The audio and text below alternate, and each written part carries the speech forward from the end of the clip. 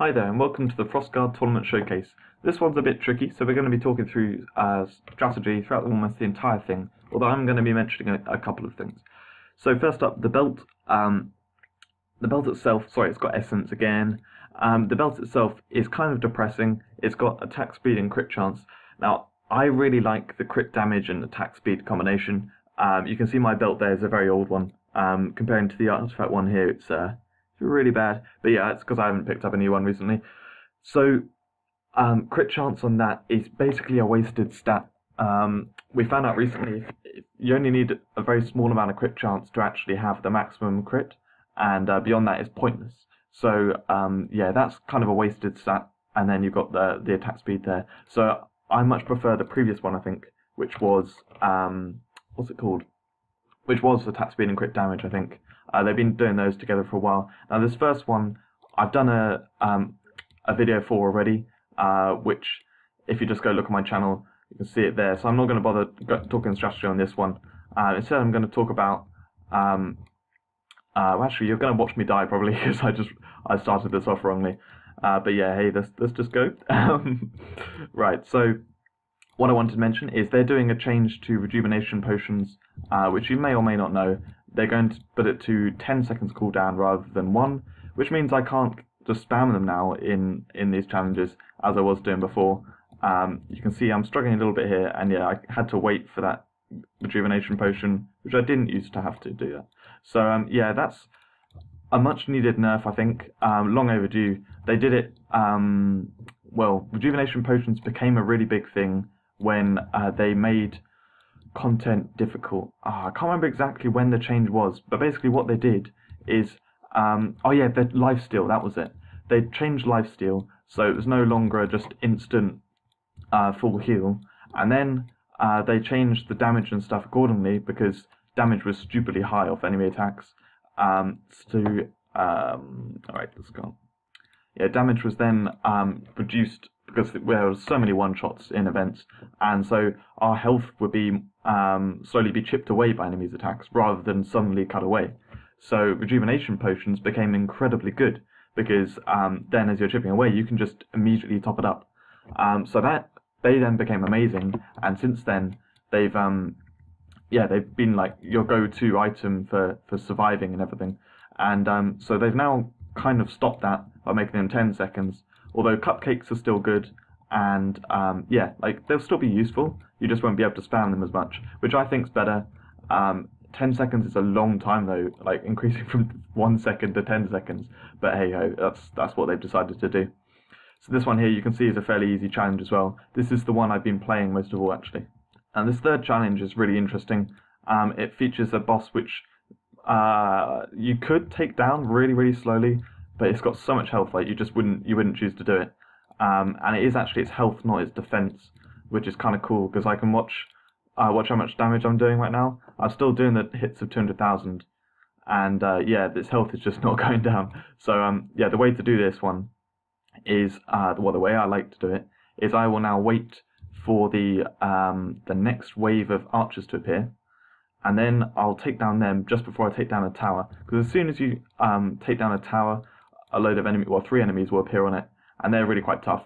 So I'm going to take down these archers, so I make sure I only need to deal with these 3 enemies when they appear. Now I set up 2 drakes and start attacking this tower here, and then when this goes down, I'm immediately going to what do you call it? Take down the archer at the back. Put a thunderbolt on that. That will basically kill it. And then you've got the 2 melee enemies, which you can take down with thunderbolt and dust devils. And then yeah, should have the archers spawn about now. You can take them down. And unfortunately, we do need to take down another tower, because again, he's just not going to die.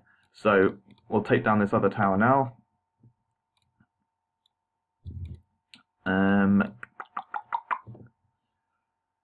Here we go. Oh, I missed the archer. Got it with the dust devils. There we go. As you can see, like if you use thunderbolt or dust devils, you just wipe out these enemies. It's amazing for the wizard right now. And now that they've finally fixed nature damage, we can get a boost off our jewels, because yeah, that was a problem. we couldn't get any boost at all. And I thought something was a bit odd. I was like, because I have a lot of nature damage jewels, and I was thinking, why am I not doing so much damage? I was doing like 800,000 with a Thunderbolt hit. Then they fixed it, and suddenly I'm hitting 1.3 million. That was the maximum I've hit. And yeah, 6 hits of that is very, very strong. So, in with the fourth one. This one is kind of fun. You put one, I like to put one Drake behind, because you're going to get 3 enemies appearing. And yeah, basically you want to keep a Drake between you and the boss at all times. So, take down these 2 guys, while the Drake takes down the one behind. Now I got targeted by him, so I've got to avoid this icicles. But yeah, then now I like to take down these towers.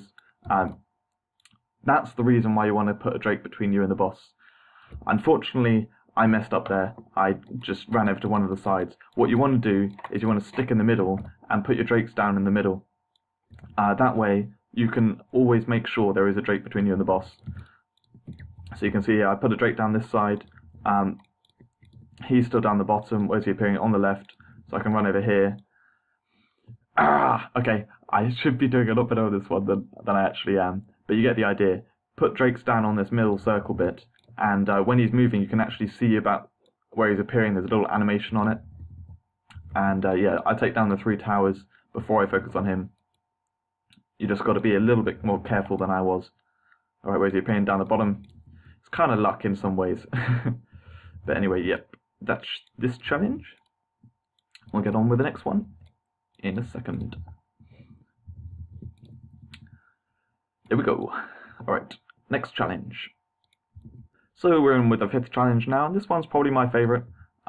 This tower here in the middle has so little health, I don't know why it's there. You just take that down quickly. And then you've got these 4 rock rollers, which, ooh, I got hit. Now, 4 is a bit much to handle. You don't really want to be fighting all 4, so I like to take down 2, and then start attacking the boss. The reason why I don't take down the other 2 is because they respawn. And if you're trying to take down all 4, they're just going to keep respawning too fast. So just take down 2 and then focus on the boss, and you should be able to do it. That's the easiest way to do that one. I say it's the most fun because you've got to choose like whether how many you take down, all that kind of stuff. I don't know why. I just find it fun. The 6th challenge now, Flash Frozen. This is probably one of the toughest ones. Apart from the Frozen Army, this one is tough. So I like to put Drake down behind. That's my general technique for this. When it's tough. Now I'll put that one in front. You've got to take down the archers. Dust Devils, Thunderbolt. Move round. I'll put on a protection bubble just to be safe here. And I'm going to Thunderbolt the other one as well. Then take down the other little enemies, and you're left with the boss. Now they do respawn, so you've got to be kind of careful because they may come back. I think last time I was able to do it. Did I kill him before it came back? But yeah, anyway. Oh god, struggling because it's 10-second cooldown. Okay. Alright, let's just circle around, try and do this. Should be able to do this. You just need to focus your attacks on him a bit more than I did. But yeah, you get the idea. That was it. You should be able to take them down before the next wave appears, or if not, be prepared and take down the 3 archers again. Now we're in with Permafrost, and this one is a bit of a joke after the last one especially. The boss just barely does any attacking. I don't really know what he's doing. So, yeah, you don't really need a Drake at the beginning there. You can just Thunderbolt and Dust Devils, the 2 enemies. Now just keep one Drake down next to him basically, and all you've got to worry about is these ice spikes. Just make sure you don't get hit by them. I got hit once there, and yeah, it's kind of nasty. But yeah, this boss has used it in many events before, so you should be okay at avoiding it. Now he goes invincible when he brings these suicide ghouls out. But yeah, just keep attacking him because it will get you mana back, and then time a nature ball. When it appears, when they get to him, and then they will die, and he doesn't heal. So yeah, that's all you need to do for that one, and I'm getting a lot of lag right now. This 8th challenge is a little crazy. You can see here, a lot of towers. You've got some archers appear, one here in the middle, one on the left, one on the right, boss up here. Basically you want to keep the boss running after your drakes. Put them a little way away from his. He likes to do melee attacks, so yeah, basically get him running and use Dust Devils and Thunderbolt on the little enemies. What's important to remember is don't use, these all have a lot of health, so there's no point attacking them. So don't use Dust Devils when an enemy's attack right next to it. Use Dust Devils on the enemies that are alone, and Thunderbolt on the ones next to the towers. That's the general idea. So I'm going to Dust Devils this guy here, Thunderbolt the guy on the left, and then I'm going to try and take down the guy at the top. They have really slow respawn rate, so yeah, it's good to do. Dust Devils. Oh no, I hit Thunderbolt on that tower. Ah! Why does nothing go to plan when I do it? Oh yeah, so he throws down the he throws out suicide ghouls as well, and yeah, it's kind of annoying but manageable. They don't do much damage actually when they hit, only on the explosion. So yeah, we're gonna get some mana back. There we go. Alright, now I can pretty much focus on the boss. You can see here the archers actually reappear, but they don't attack you unless you go near them. So, oh god, these towers are just absorbing my attacks. They've got really big hitboxes. But yeah, you can see you can maneuver around and it's not really too much of a problem. And anyway, the damage from the towers is so low that you can kind of just run through them. This last challenge is fairly tactical. Basically, the thing to note is that this boss is the thing which summons the enemies, and when he goes underground, he'll attack the nearest target to him. So as long as a Drake's next to him, when he gets to 2/3 or 1/3 health, he'll just keep smashing the ground where the Drake was, and no more enemies will be spawning. So my plan for this one is to put a Drake down next to the 2 melee enemies here, do Thunderbolt and Dust Devils on Archer here, and there's one down at the bottom, and then I've got to put a protection bubble on after the Drake dies, otherwise I do die myself. And yeah, then once those enemies are down, focus on the boss and make sure a Drake's next to it. And then when it's down underground, you can take out the 2 towers and prepare for the next wave and all that. So yeah, as long as you can get through the first onslaught, it's quite simple. So we're going to do Thunderbolt, Dust Devils in this guy, that over there, protection bubble because my Drake's down. Now I focus on the melee enemies, get this guy as well, finish off this guy. Come on, there we go. And then now I'm going to focus on the boss. I'm going to put that Drake right there. I'm going to watch that Drake now, make sure he stays alive for the boss going down underneath. There we go. Okay, now I am completely safe. We'll see it. Come on, boss. There we go. Smash the Drake. Keep smashing there. And yeah, I'm just going to sit here, regain my mana. Actually, I'm going to use a potion for my health because I don't have any lifesteal. Okay, alright, it's back. So this one here. Get the melee enemy. And all good. You can see it's much easier when there's no towers and you can just have multiple Drakes up. So then we're going to do the same again, because he goes underground again. I'm glad this has made it look easy. Yeah, this challenge is one of the harder ones, but it's not by any means the hardest. And as you can see, if you get tactical about it, it makes it much more manageable. Okay, so we can do the same thing again, I think. Yep, let's just do it. I'm sorry we cut off there. I reached the 15-minute cap and I didn't realise, so I didn't restart it.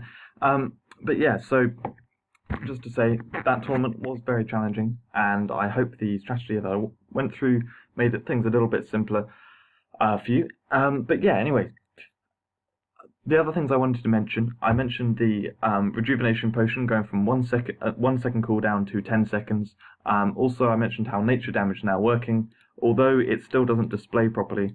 If we look here, 5% nature damage.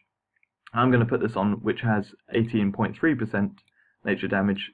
Close inventory, look at it again, still 5%. But it is now working out correctly, so that's a big help. And oh god, look at this lag, it's just terrible. Anyway, also I wanted to mention, there's a new festival starting tonight, which this video should be coming out slightly before it, so I'm not giving too much away. Yeah, basically, it seems like there's going to be some change to dragon raids, which looks quite interesting.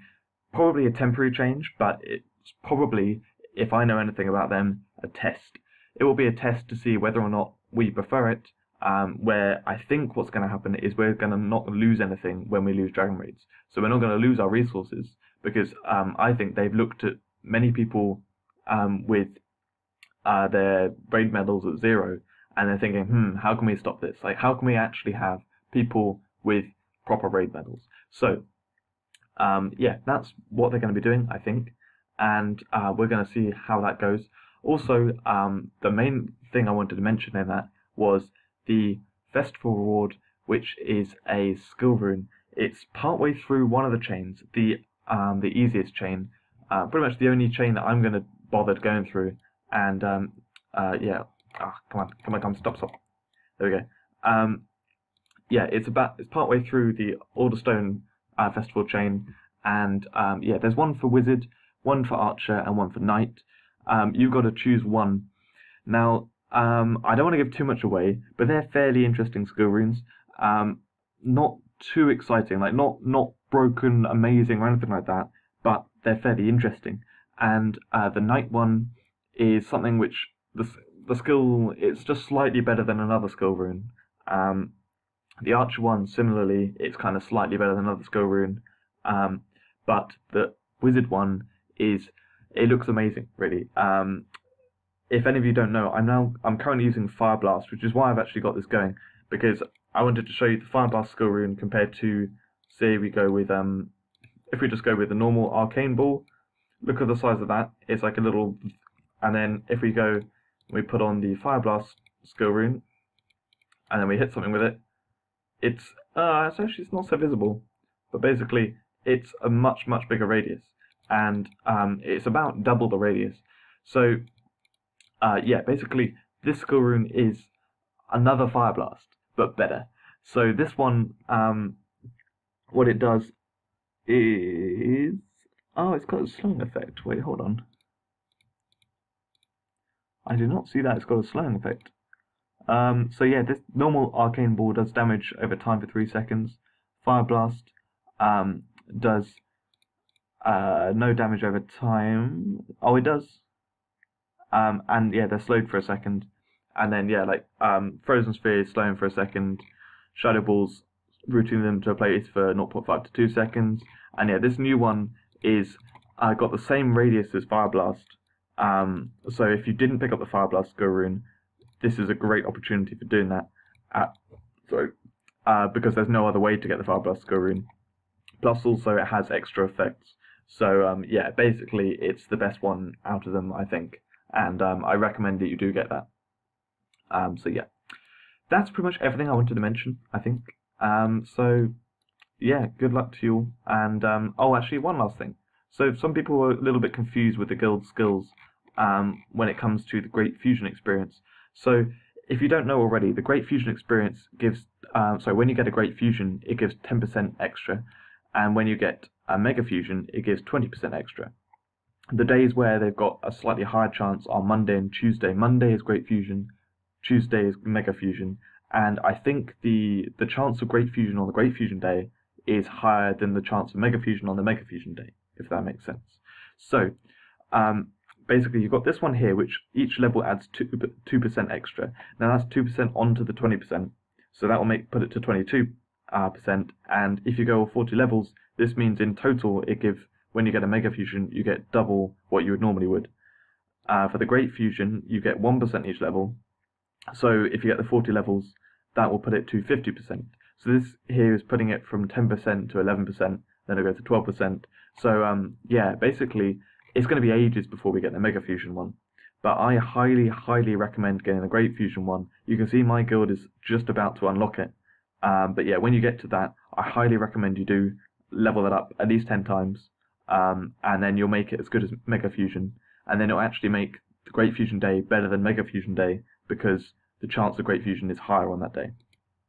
So yeah, just wanted to mention that as well, because I've had some people send me messages asking me about that skill and what exactly it does. So yeah, that's that explained. Thanks very much, and I'll see you in a video soon.